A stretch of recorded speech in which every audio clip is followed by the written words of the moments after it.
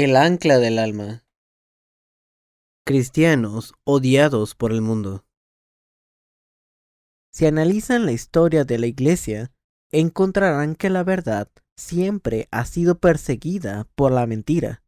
En otras palabras, las personas que predican el Evangelio verdadero siempre han sido perseguidos, ridiculizados y despreciados por aquellos que solo conocen el Evangelio superficialmente. Por supuesto, cuando Jesús vino a este mundo, tampoco fue elogiado, fue ridiculizado y despreciado, y al final lo crucificaron. Como resultado, toda la humanidad está en una de dos categorías: aquellos que sufren con Cristo y aquellos que se oponen a Cristo. La Biblia nos dice esto: y si hijos, también herederos, herederos de Dios y coherederos con Cristo, si es que padecemos juntamente con Él, para que juntamente con Él seamos glorificados. Pues tengo por cierto que las aflicciones del tiempo presente no son comparables con la gloria venidera que en nosotros ha de manifestarse. Y también todos los que quieren vivir piadosamente en Cristo Jesús padecerán persecución. Hubo un tiempo en el que el poder político tomó el control del cristianismo, oprimiendo la verdad de la que habla la Biblia.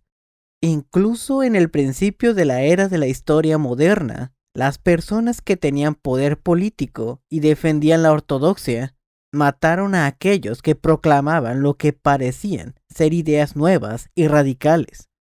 Para darles un ejemplo, después de que la Iglesia Anglicana fue establecida como la Iglesia de Inglaterra, oficiales de la Iglesia mandaron a que encarcelaran al evangelista John Bunyan.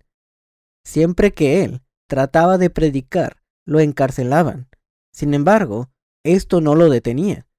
Incluso cuando su esposa estaba enferma y no había nadie más que se podía encargar de los asuntos del hogar, él pasó muchos años en la cárcel.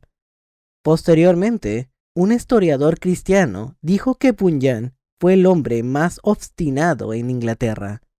Fue cuando Bunyan estaba encarcelado que escribió el libro El progreso del peregrino, un relato de los pasos que un individuo toma mientras camina hacia Dios. En este libro, Bunyan describió la angustia en el corazón y las batallas que un creyente se encuentra en el camino mientras progresa hacia el reino de Dios. Aún antes de la reforma iniciada por Martín Lutero, mucha gente sacrificó sus vidas por su fe. Cuando examinamos la historia del cristianismo, descubrimos que donde sea que el evangelio fuera predicado, siempre fue en medio de circunstancias poco pacíficas. Un sinnúmero de personas han sido sacrificadas por proclamar esta verdad. Bienaventurados sois cuando por mi causa os vituperen y os persigan, y digan toda clase de mal contra vosotros, mintiendo. Gozaos y alegraos, porque vuestro galardón es grande en los cielos, porque así persiguieron a los profetas que fueron antes de vosotros.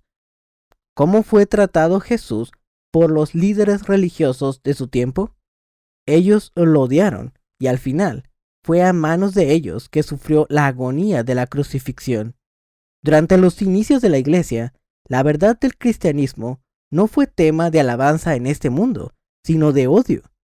El apóstol Pablo fue descrito como una plaga y cabecilla de la secta de los nazarenos. Y los apóstoles fueron acusados de haber trastornado el mundo entero. En el año 1740, el movimiento evangélico comenzó a desarrollarse en Inglaterra, centrado en la Universidad de Oxford. El personaje esencial en este tiempo fue John Wesley. Aún antes de esto, la obra del evangelio había florecido debido al trabajo de las personas que habían llegado a la comprensión definitiva de la verdad.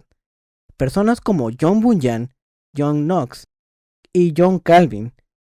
En el tiempo de Wesley, en la mayoría de los casos, las personas quienes llegaban al entendimiento concreto del evangelio también eran tratadas como herejes y eran perseguidas.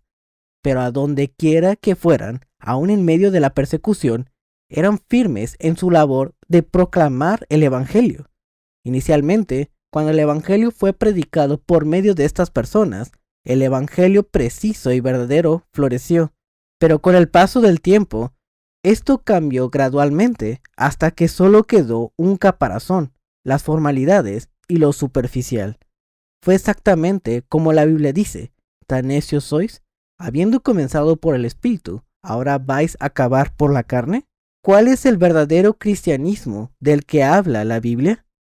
La Biblia ofrece ejemplos utilizando el mundo visible, pero lo más importante es que revela algo espiritual. Revela la libertad y paz mental, y también la verdad que da vida al espíritu. Las personas que no entienden este punto malinterpretan la verdad que se realiza en el espíritu y la distorsionan en meras apariencias externas, adoptando aforismos que son iguales a las del mundo.